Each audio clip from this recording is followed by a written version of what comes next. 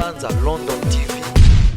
La méthode de la rapacité, vous savez la bécaye. On va supporter ma caprice d'Angaï. La méthode de la rapacité, on va la bécaye, la consommation. La mélangaï. Banza London TV. Ah, papa!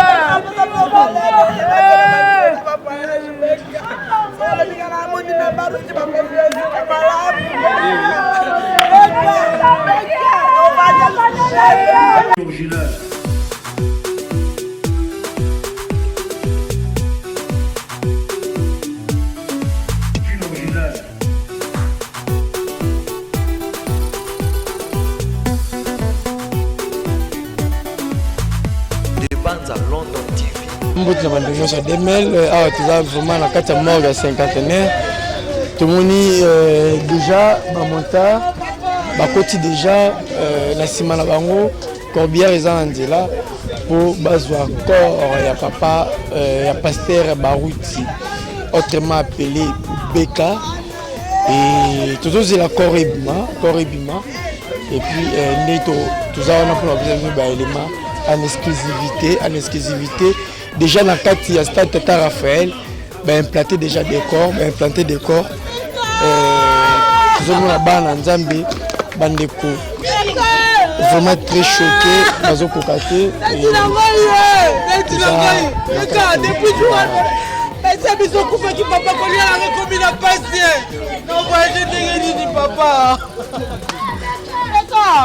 Mes condoléances. Merci papa.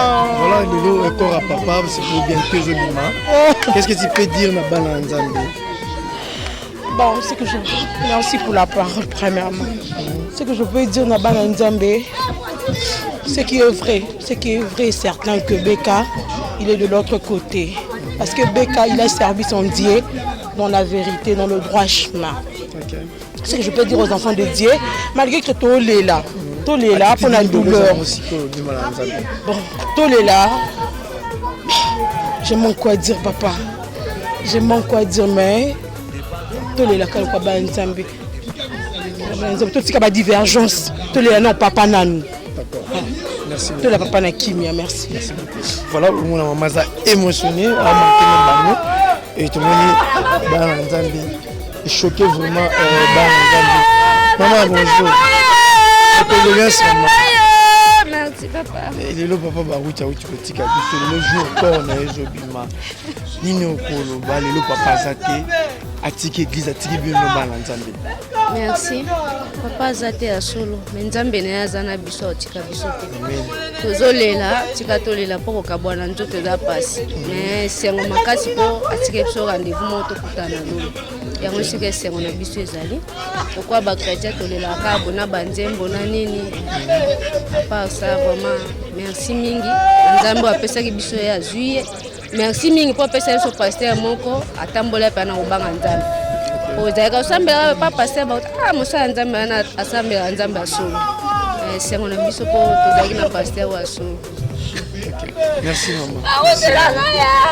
Voilà, Zomo la maman émotionné na bana na Nzambe na bana oyo papa Baruti bande ko encadrer bozomo na ba témoignage et puis biso mo to ebi papa wazaki pasteur wazaki irréprochable ezali ala parmi ba pasteur oyo ba sala vraiment nous sommes en Nzambe na sincérité na boboto na crainte ya Nzambe et bozo ko ba témoignage papa na Nzambe biso mo to dara awa na kati RDC Congo etika ko ka papa Baruti te na banizeri to na makambo. Avec un grand cœur. Quand on dit vérité, je relais là-bas un jour. La méthode de la rapacité, vous savez la bécaye. On va supporter ma caprice d'Angaï. La méthode de la rapacité, on va la bécaye, la consommation. La mélangaï, ça va Baruti. Ça va Baruti, si ma montée malangaï. Ça va Baruti, si ma montée malangaï.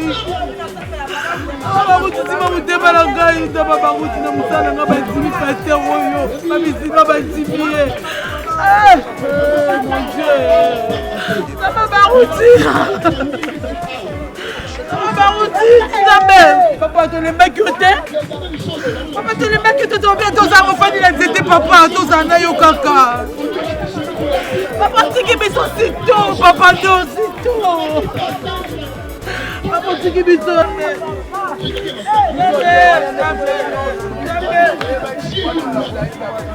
Ça va barouti, ça va barouti.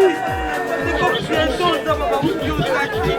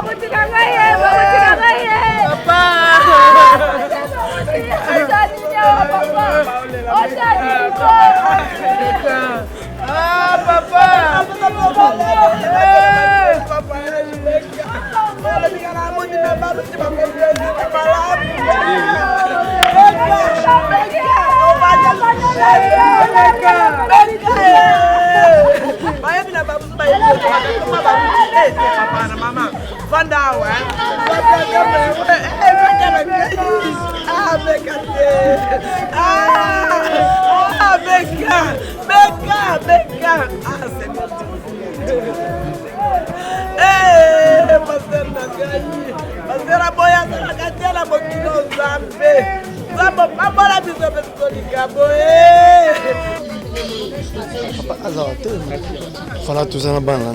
Bonjour papa et mes condoléances. Merci mon frère.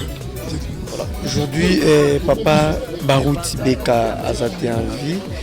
Lelo, ils ont mon oyo.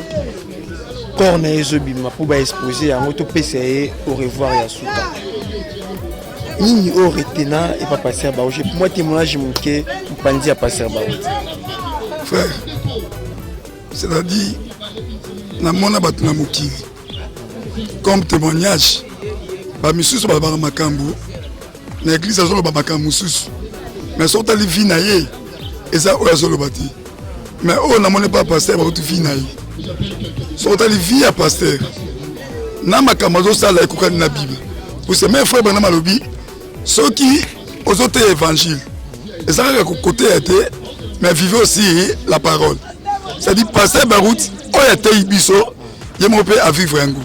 Natikelo mona mutu te na vie na ngani na kola boye alobaka depuis nga na botama na kosa mwasi na ngamba la moko te pe na koya na mwasi te pe na kokoya te pe exactement ndeka kobiana côté ba témoin du frère légué belé côté ba guérison to ni ton monité ça dit personnalité na ye valeur ya mutu les akola na quatre équipe ozaki na joueur amunene lokola Pelé donc Pelé accueilli asa irremplaçable. Donc, je sais le passer Barouti. National comme la passer à Barouti. Bâtiment, je l'ai guébili. Si on m'a dit, tu l'as tiré boyé, tu l'as tiré pas bâti. Parce que la vie n'a pas la vie à Bandeko, et ça a un témoignage, Mais on a le bien qu'il faut avec beaucoup de douleurs, que son âme repose après. Ça va pas mourir. On va vraiment la passer dans mon thème. Je vais continuer pour cela. Na bana na nzambe o bazana o esika na zape papa. Bonjour papa et mes condoléances. Merci. Voilà lelo ezali kambo ya pasi papa Barouti azali susute. Lelo o papa mesala ko encadrer biso côté ya biso liboso ya cher. Biso lelo to moni ndenge papa zate. Un mot par rapport à disparition ya papa. Naza vraiment na koloba mingi te eloko oyo na koki koloba ezali ete famille chrétienne oyo nyonso azali te na kati na bomoi na ye andimeli kombo ya Yesu Kristu abungisi motindami munene oyo batu basosolaki ye te pona mboka na biso ya Congo epi pona mokili mobimba.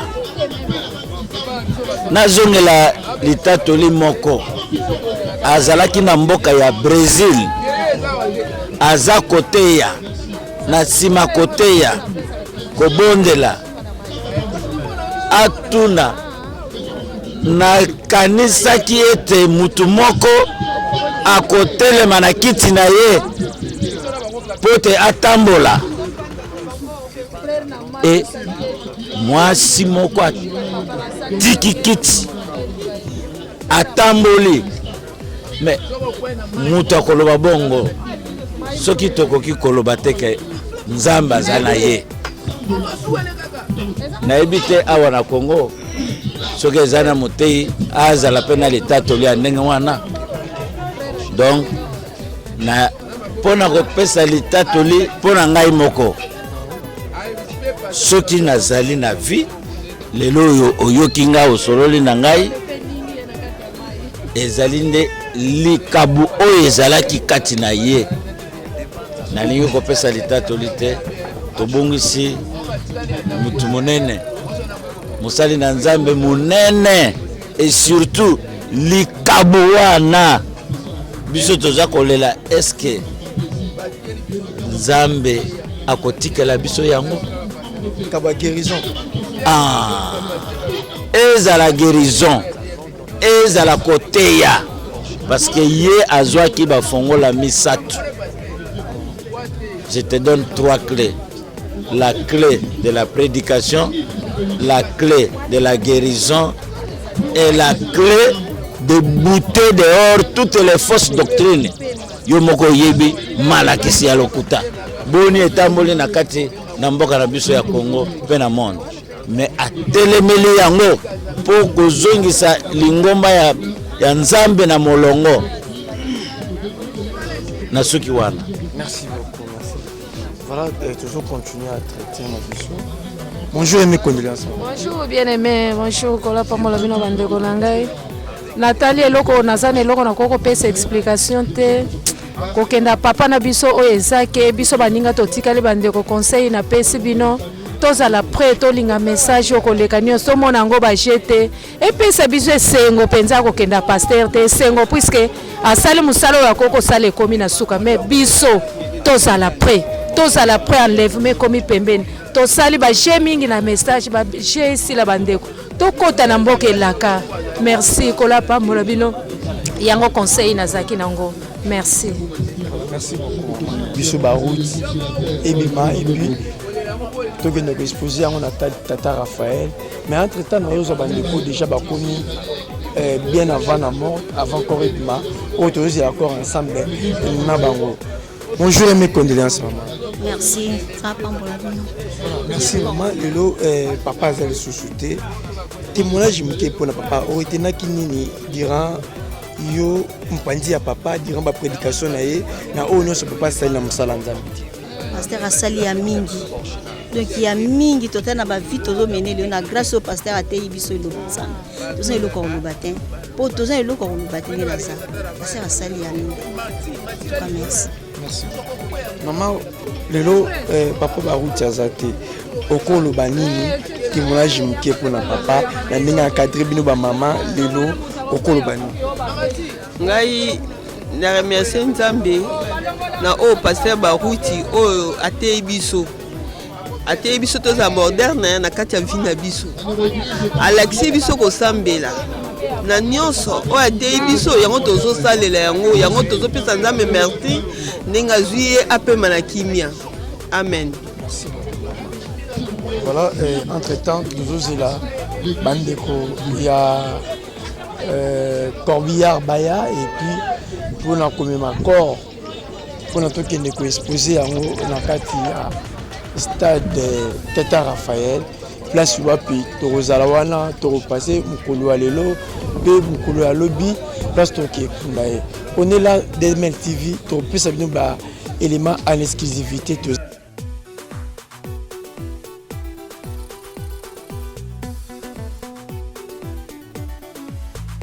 Des bandes à London TV avec des Bruno original.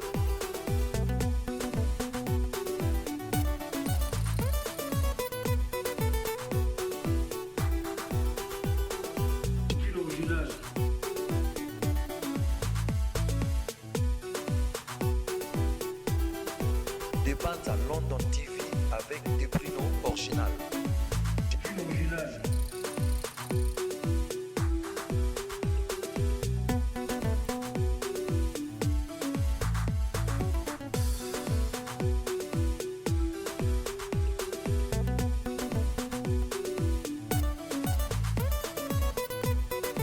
Des bandes à London TV avec des Bruno original.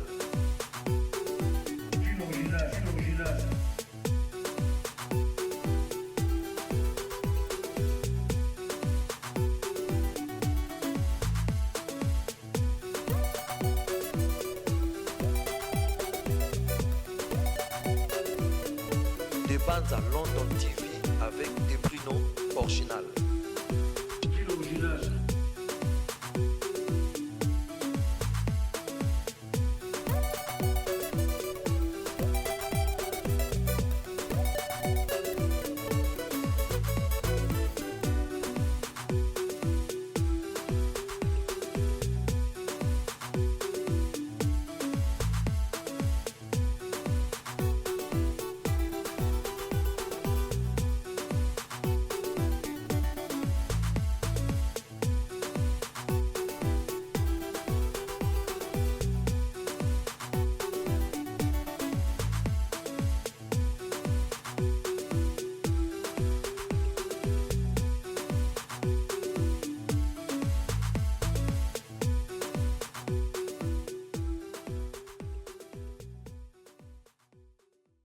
Original.